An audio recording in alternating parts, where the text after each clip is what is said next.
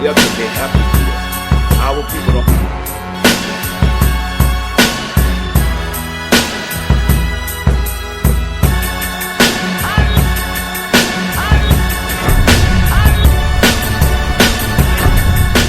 Have talent, business, service, or product, and you want to advertise it on Hip Hop News Uncensored and get it in front of millions of people, email us right now at advertise@hiphopun.com. That's advertise@hiphopun.com. Do not wait. Somebody better. But the fact that he stood on this, man, we do have OGs out here giving great examples and stuff. We just got to be stronger and more consistent with it. Nah, definitely. Real talk. Let's talk about this preacher. This motherfucker. Yeah, this nigga, man. And, when I first seen the video, I was kind of skeptical. But when I first seen it, I had no idea that this dude was like a prosperity pimp. I didn't see that. Then you start looking for the picture, you see him in Fendi. You know what I mean? Then people, they got him bumping to Jay-Z, and he got, $30,000, $40,000 Cubans on, and he said he got $1 million worth of jewelry stolen. He has a lengthy record from different things that he's been accused of in the past. And I'm like, God damn.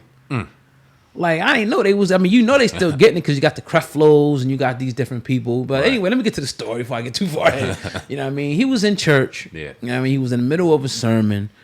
And right during the middle of the sermon, gunmen came in. He jumped on the floor.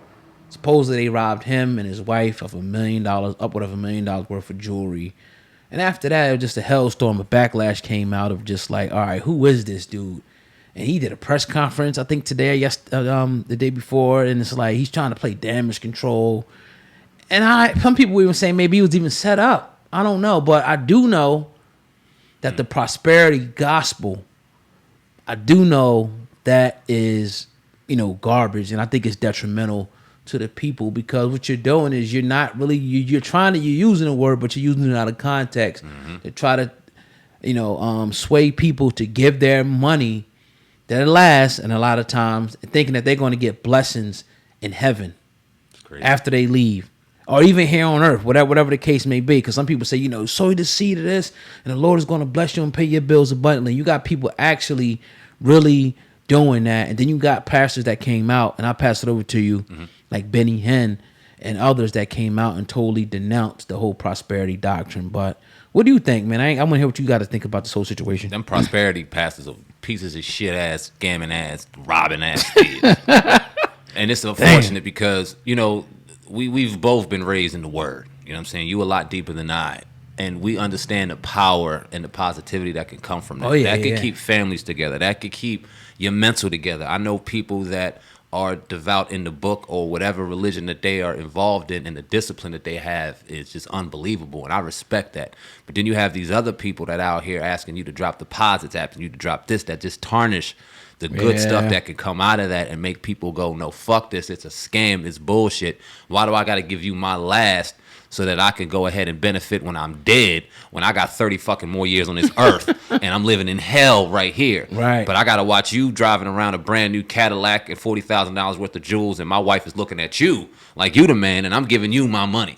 I don't respect that. I'm not cool with that. So when I seen dude get robbed, of course you don't want to see nobody get robbed. His wife was robbed at gunpoint. Who want to see that?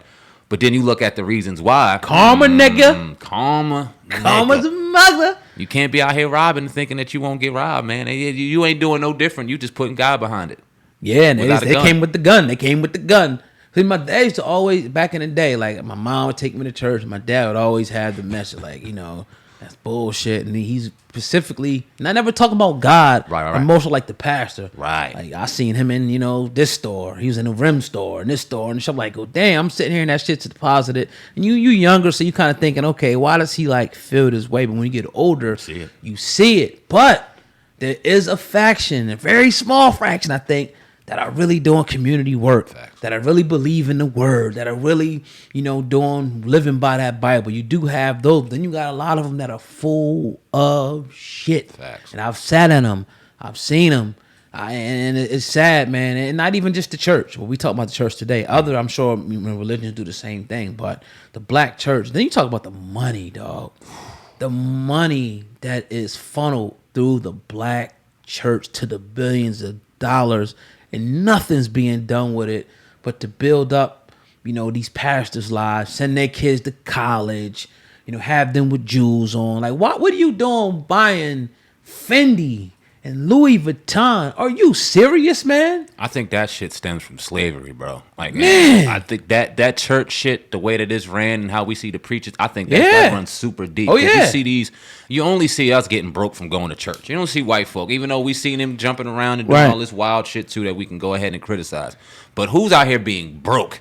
Who's out here being financially hurt from the church while being told that they're going to receive their blessings at the gates of heaven when they die? It's real fucking the mental and the cerebral game and warfare that's going on around us. You got to put that in there. You know what I'm saying? You got to. When we are sitting there and our rent's due and our electric's due and our kids need school clothes and we sitting there on Sunday ready to give our last to this fucking human being because we looking at him like he's God to build up something and he's driving around good. What the fuck you doing for me? But we don't fucking even care. We don't see it. We so blinded by... I think it got, like you say that, I think it got co-opted, by the government. You know what I mean? Because at one point they had deacons of defense. Like the church was a real, strong beacon, especially like during slavery. Like a safe haven. Yeah. You know what I mean? A safe haven. But then the pastors started getting compromised. They started getting money. And as opposed to them, leading the flock, they are now making the flock docile because the man, even like the name overseer, like what type of shit is that for a church, right? But like the man, the master, whatever, was paying them money to keep people, all right, you know what? Tell them not to do this. Tell them not to do that. And I think it's even now giving them tax benefits and things like that. It's like, okay, the church is here, but don't you ever speak up about nothing. Don't you ever go do nothing. You know what I mean? Because we'll shut you down. We'll take away your 501(c) status. You know what I mean? It goes deep with this whole thing, man. But like I said, you do got some out there that are standing in the gap and doing the right thing. They need to stand up, man, and call these dudes out. These prosperity pimps. Yes, like the police. Please, there's some good ones out there. Don't cover up for the bad because then y'all all look bad. Yeah. Indeed, man. Definitely. Let's talk about this. Then we'll finish off today with the call out. All call outs is mandatory do it. session every Friday.